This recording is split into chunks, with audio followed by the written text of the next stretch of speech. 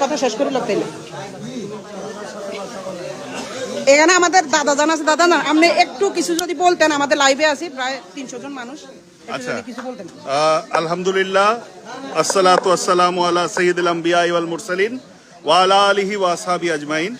আমি অধম হযরত শামপুরি কেবলা কাবার একজন নগণ্য গোলাম। আমরা বর্তমানে যে কার্যক্রম আপনারা দেখতে পাচ্ছেন তা হচ্ছে শামপুর খানকায়ে চিশতিয়া জনকল্যাণ প্রকল্প থেকে আমরা ত্রাণের ব্যবস্থা করেছি। আমরা এটাকে ত্রাণ বলছি না, আমরা উপহার সামগ্রী বলছি।